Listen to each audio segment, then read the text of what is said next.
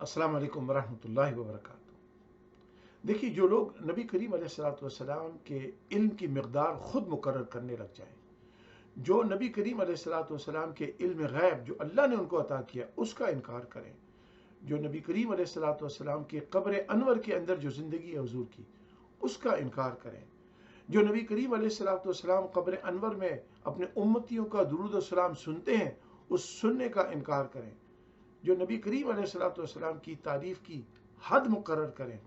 جو نبی کریم علیہ الصلوۃ والسلام کے روض انور کی طرف پیٹھ موڑ کر چلنے پر اصرار کریں، جو نبی کریم علیہ الصلوۃ والسلام کے مزار اقدس کی زیارت کی نیت سے جانے والوں کو کہیں کہ نہیں، مزار کی زیارت کی نیت سے مت جاؤ، مسجد نبوی میں نماز پڑھنے کی نیت سے جاؤ، حضور کے مزار اقدس کی زیارت کی نیت سے جانے والوں کو روکیں،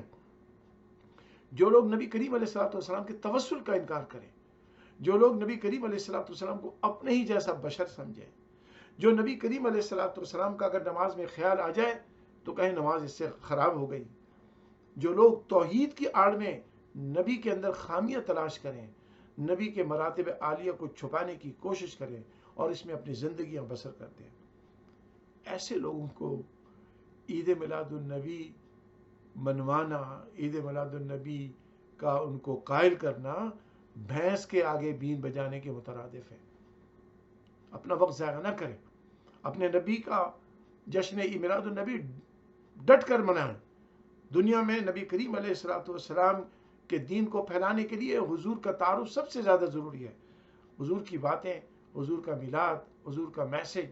حضور کریم علیہ الصلوۃ والسلام کی سیرت، قرآن کریم کا پیغام دنیا میں عام کرنے کے لیے حضور کا ذکر خیر سب سے زیادہ ضروری ہے۔ نہ جائیں ان منکرین میلاد مصطفیٰ کے حلیوں پر، ان کی لچھے دار تقریروں پر، ان کے جبہ و دستار پر، ان کی تلاوت قرآن پر، ان کی وہ شریعت میں جو انہوں نے چینجز کیے ہوئے ہیں، خود ساختہ شریعت انہوں نے بنا کر لوگوں کو فتوے دے کر بلا وجہ کنفیوز کیا ہوا ہے، اس پہ من نہ جائیں۔ اپنے نبی کی ڈنکے کی چوٹ پر بات کریں، کھل کر بات کریں، عام بات کریں، جتنا زیادہ ہو سکے رسول کریم علیہ الصلوۃ والسلام کا تعارف دنیا میں کرانے کی ضرورت ہے، اس وقت وہ کریں۔ فدا کا ابی و امی و جانی و مالی و بدنی و روحی یا رسول اللہ صلی اللہ علیہ وسلم۔ یہ بھی خیال رہے کہ رسول اللہ علیہ الصلوۃ والسلام حضرت محمد مصطفیٰ صلی اللہ علیہ وسلم اللہ کے آخری نبی ہیں، ان کے بعد کوئی نبی نہیں آئے گا۔ اگر کوئی انسان نبوت کا دعویٰ کرے تو وہ جھوٹا ہے، نہ کسی نبی کے آنے کی ضرورت ہے، نہ نبی آ سکتا ہے۔ قرآن اللہ کی آخری الہامی کتاب ہے، انہیں مانا، انہیں جانا، نہ رکھا غیر سے کام، للہ الحمد میں دنیا سے مسلمان گیا۔ تو زندہ ہے واللہ، تو زندہ ہے واللہ، میرے چشم عالم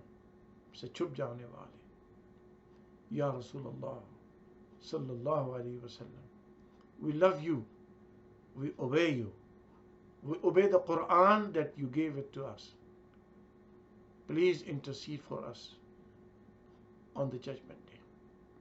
We depend on your intercession. یا رسول اللہ صلی اللہ علیہ وسلم، قیامت کے دن آپ کی شفاعت کے لیے ہم ڈیسپریٹ ہوں گے، ہماری شفاعت فرمائی۔ وصلی اللہ تعالی علی حبیبہ محمد وعلی آلہ وصحبہ وبارک وسلم۔ والصلاة والسلام علیکہ یا سیدی یا رسول اللہ، وسلم علیکہ وعلی آلکہ واصحابکہ یا حبیب۔